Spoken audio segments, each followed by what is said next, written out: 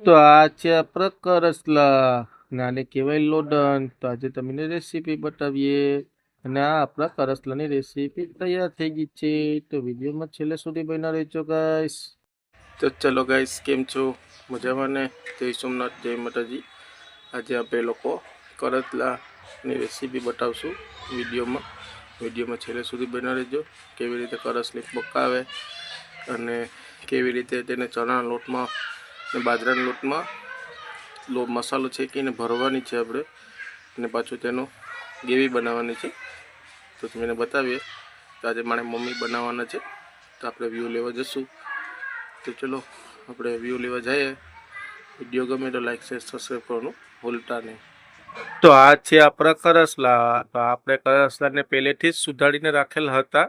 તો હવે આપણે તેને બરાબર જો તમને વ્યૂમાં બતાવી દઈએ. હવે આપણે પાછા મમ્મી પાસે જવાનું છે. તો મમ્મી અહીંયા છે ડુંગળી વાઢે છે, અને આપણે ઓલરેડી પહેલેથી જ મસાલો કમ્પ્લીટ કરેલો છે, કેમ કે હળદર ધાણા ને બધું મિક્સ કરી લસણ ને બધી વાટીને. ને સામે છે લોટ છે. ને હવે મમ્મી છે એ આપણે અહીંયા તેલ મૂકી દેશે. તો હવે મમ્મી આપણે અહીંયા તેલ મૂકી દે છે.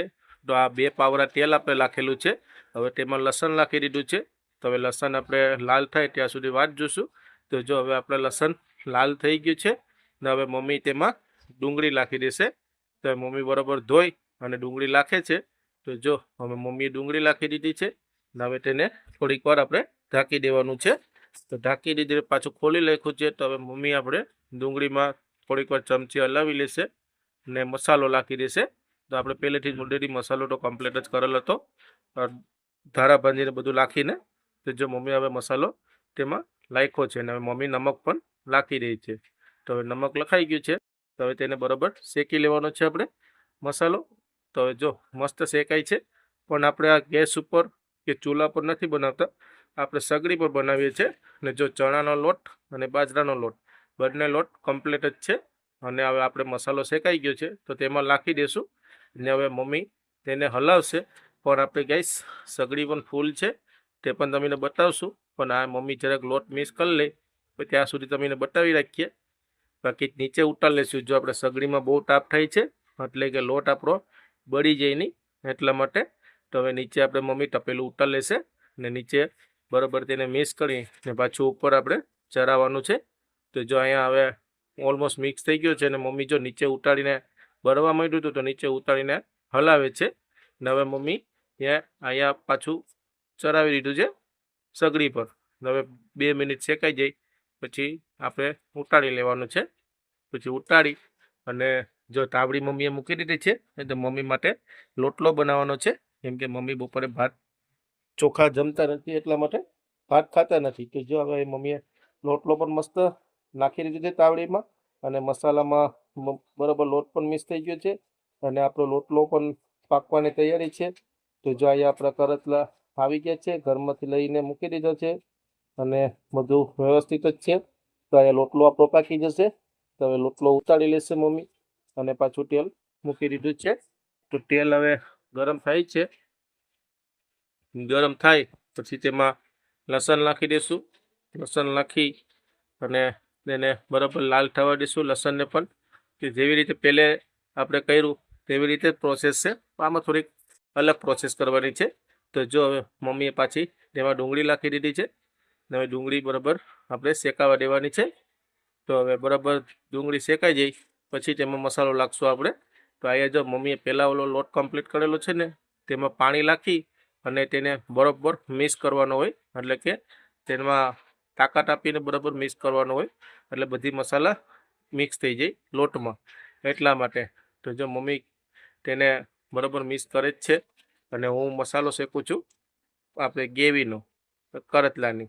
તો હવે અહીંયા આપણે સીબું ખોલી ને હવે મસાલો નાખવાનો જ છે.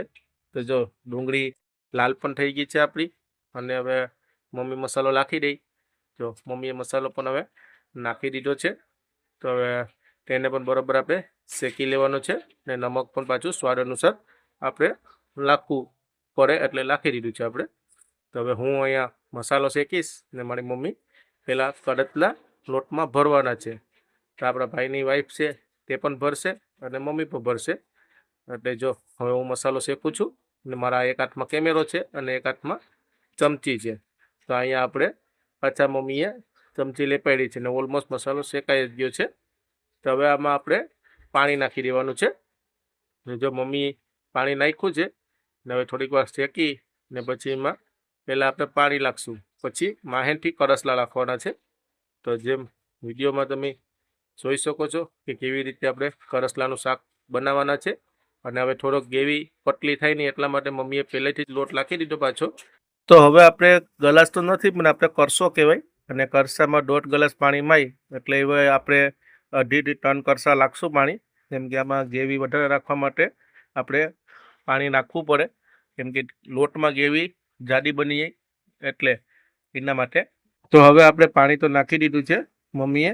હવે તેને આપણે ગેસ ઉપર ફેરવી લેશું, એટલે કે અહીંયા આપણે ભાત મૂકવાનું છે એટલા માટે, ચાવલ મૂકવાના છે એટલા માટે. તો અહીંયા જો મારા ભાઈની વાઈફ કરતલા ભરે છે અને મમ્મી તેમને કાઢીને આપે છે. તો હવે મમ્મી છે તે ગેસ સગાડી નાખ્યો છે. તો હવે અહીંથી તપેલું ગેસ ઉપર આપણે લઈ લેવાનું છે. તો હવે મમ્મી ત્યાં ગેસ ઉપર મૂકી દેશે અને અહીંયા આપણે ચાવલ મૂકવાનું છે. તો ચાવલનું પાણી પણ મૂકી દીધું છે આપણે. તો હવે તે પણ બનશે. અને જો આપણે આખા કરસલા તો નથી ભરવાના, પણ જે આ કરસલાના ઉપલો પર આવે ને તે આપણે ભરવાનું છે લોટમાં. તો મમ્મી તે આપે છે વીણીને. અને આ બધી કરસલાના લીંગા અને આ ફોરવા કે અમે લોકો તે બધું આપણે શાકની ગ્રેવી બનાવેલી છે તેમાં આપણે નાખી દેશું. તો જો મમ્મી હવે શાકની ગ્રેવીમાં બધું મૂકી દેશે. તો હવે મમ્મી વારાફરતી બધી કરસલા તે ગ્રેવીમાં નાખી દેશે. અને જો ગ્રેવી તૈયાર જ છે આપણી, તેમાં બધી કરસલા નાખી દીધા છે. અને અહીંયા આપણું ત્યાં ભરવાનું કામકાજ પણ એક બધું ચાલુ જ છે. તો ઓલમોસ્ટ અડધા તો થઈ જ ગયા છે કમ્પ્લીટ. હવે 5-6 છે તે કમ્પ્લીટ કરી લેશે. થોડુંક સ્પીડમાં કરવું પડે આ કામ. તો આપણે ગ્રેવી ગરમ થઈ જાય ત્યાં તો આપણે આને મૂકવાનો ટાઈમ થઈ જ જવો જોઈએ એટલા માટે. તો હવે ઓલમોસ્ટ બધી થઈ જ ગયું છે. હવે થોડોક લોટ પણ છે તે આપણે લીંગામાં ભરી દઈશું અને આપણે તપેલામાં મૂકી દઈશું. તો જો કેટલા મસ્ત ભર્યા છે મારા ભાઈની વાઈફે. અને જો મમ્મી અહીંયા આપણે ગ્રેવી પર તો વારાફરતી એક પીસની બાજુમાં મૂકતા જાય છે. તો જો આપણી ગ્રેવી પણ ગરમ થઈ ગઈ છે ત્યાં સુધીમાં આપણો લોટ આ કમ્પ્લીટ થઈ જવો જોઈએ એટલા માટે. અને આવી રીતે મૂકવાનું હોય અને પછી તેના પર આપણે ઢાંકણ પણ ઢાંકી દેવાનું છે એટલા માટે. તો આ મમ્મી બધું મૂકી રહી પછી આપણે ઢાંકણ પણ ઢાંકી દઈશું અને મિનિમમ ને મેક્સિમમ 10 થી 15 મિનિટ આપણે પકાવવા દેવું પડે છે. અને જેવી ગ્રેવી રાખવી હોય એટલી ગ્રેવી રાખી શકીએ આપણે. અને જો આપણા ચાવલ પણ પાકે છે ચોખા પર, તો જમવાનું બની જશે. ચલો તો આપણે હવે કરસલા મૂકી દીધા 10 મિનિટ સુધી પકાવવા માટે. તો પકાઈ જાય પછી તમને બતાવીએ કેવી રીતે મસ્ત પકાઈ ગયા છે. ને એક નંબર મારી મમ્મી બનાવે કરસલા. તો હજુ આપણે 5 મિનિટ સુધી રહેવા દેવા પડશે. તો હવે આપણે જોયું તો હજી થોડોક સમય વાર લાગશે કેમ કે તેમાં પાણી છે. તો હમણાં બંધ કરી દઈશું અને પછી જમવાનું છે. તો હવે આપણા મસ્ત મજાના કરસલાની રેસીપી તૈયાર થઈ ગઈ છે અને કેટલા મસ્ત લાગે છે. અને ક્યારેક આવજો ગાઈસ અમારા ઘરે જમવા માટે. તો મારી મમ્મી કરસલાનું શાક એક નંબર બનાવે છે. તો મારી મમ્મી જરાક વહેલા જમવા બેસી જાય છે. તો મારી મમ્મી જો 2 કરસલા લઈ લેશે જમવા માટે અને થોડી ગ્રેવી લઈ લેશે એટલે મારા મમ્મી જમી લેશે. બાકી મમ્મીને પૂછીએ કેવા બન્યા છે. તો હવે મમ્મી તમે જમવા બેસી ગયા છે ને? તો મમ્મી કે હા. જા મમ્મી હવે ખાવા બેસી ગયા છે ને તમે? હા મજા કરો, ખાઓ. જો આ ભાઈ કરસલી છે તો મમ્મી જમી લઈ.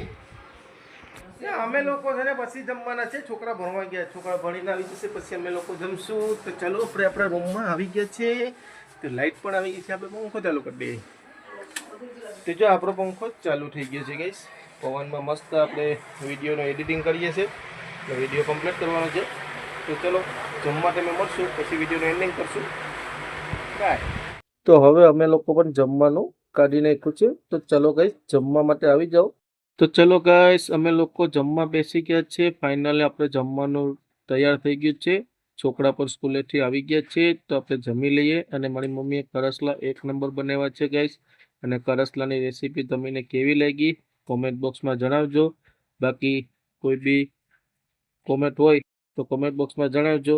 તો આપણે નેક્સ્ટ બ્લોગમાં મળશું. વિડીયો ગમે તો લાઇક શેર અને સબસ્ક્રાઈબ કરવાનું ભૂલતા નહીં ને પ્લીઝ ગાઈસ એક લાઇક કરતા રહેજો ને સપોર્ટ કરતા રહેજો. Bye bye.